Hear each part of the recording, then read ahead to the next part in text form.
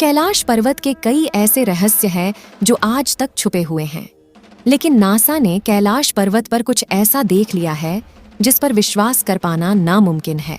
और उसे देखने के बाद आप ही अचंभित रहने वाले हैं, इसलिए वीडियो के अंत तक अवश्य बने रहें।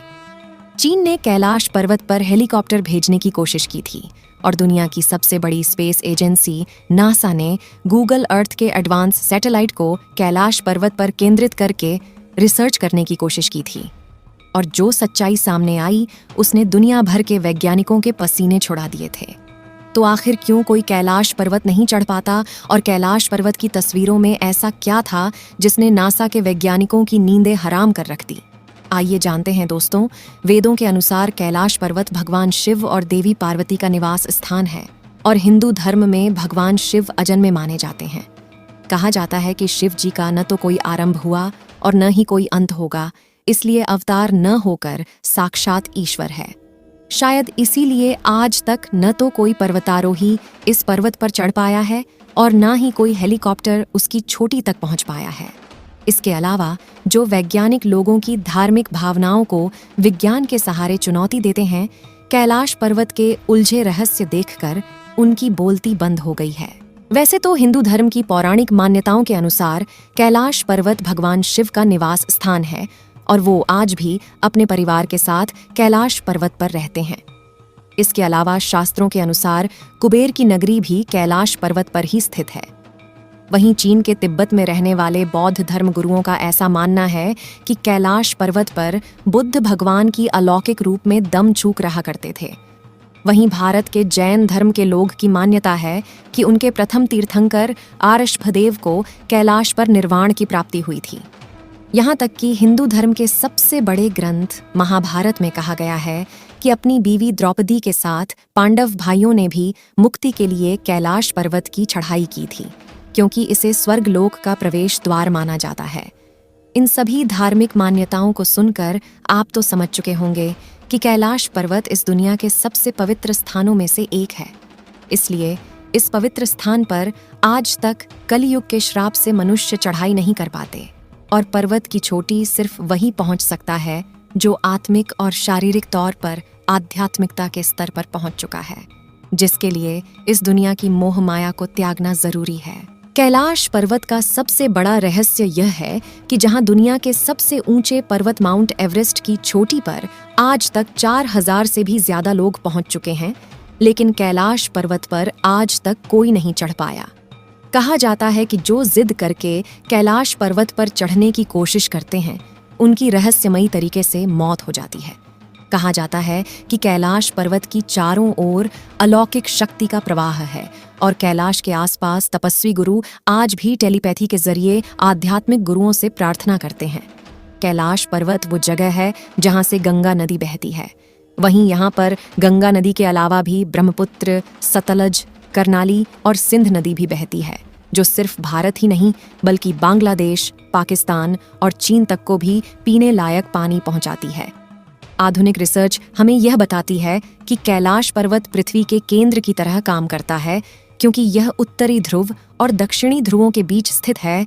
इसके चारों ओर 100 से भी ज्यादा छोटी छोटी आकृतियों के पिरामिड जैसे दिखने वाले पर्वत मौजूद है, जिसके बीचों बीच कैलाश पर्वत खड़ा है, जिसकी चोटी 6638 मीटर ऊंची है। दूर से देखने पर कैलाश पर्वत का आकार बिल्कुल शिवलिंग जैसा लगता है, जो चारों तरफ बर्फ से ढकी हुई है। अनेक रहस्यों को खुद में छिपाए बैठा कैलाश पर्वत पहले भारत का हिस्सा हुआ करता था, लेकिन फिर सन 1962 में चीन भारत पर अचानक हमला कर देता है और भारत की करीब 93,000 वर्ग किलोमीटर जमीन पर कब्जा कर लेता है, जिसमें तिब्बत के साथ कैलाश पर्वत भी शामिल था। इस तरह से यह पवित्र स्थल चीन का हिस्सा बन जाता है। कई वैज्ञानिकों के मुताबिक कैलाश पर्वत पर कई कीमती धातुओं का खजाना मौजूद हो सकता है। इसलिए कैलाश पर्वत के इलाके में कब्जा करने के बाद लालची चीन ने कई बार कैलाश पर्वत पर चढ़ने की कोशिश की, लेकिन चीन को हमेशा नाकामी मिली और लगातार मिल रही असफलताओं के बाद 2001 में चीन ने स्पेन और रशिया के साइंटिस्ट्स के साथ मिलकर कैलाश पर्वत पर चढ़ने की एक आखिरी कोशिश की, और वह कोशिश भी नाकामयाब रही। मगर यहाँ पर चढ़ाई के दौरान वैज्ञानिकों ने कई अजीबोगरीब घटनाएं भी देखा। पर्वतारोहियों की स्कीम के वरिष्ठ सदस्य कर्नल RC विल्सन ने कहा कि जब हम कैलाश पर्वत पर चढ़ने की कोशिश कर रहे थे, तब जो आसमान पहले पूरी तरह से साफ था, वहां से अचानक तेजी से बर्फ गिरने लगी और पर्वत की चोटी पर जाने का सीधा रास्ता बंद हो गया। तब ऐसा महसूस हो रहा था कि हमें कोई ऊपर जाने से रोका हो। वहीं उनके दूसरे साथी ने बताया कि जैसे जैसे वो कैलाश पर आगे जाने की कोशिश कर रहे थे, उनका दिल जोरों से धड़क रहा था और घबराहट भी हो रही थी और आगे जाने के लिए दिल नहीं मान रहा था। इसलिए कैलाश चढ़ने गए वो सभी लोग वापस नीचे आ गए।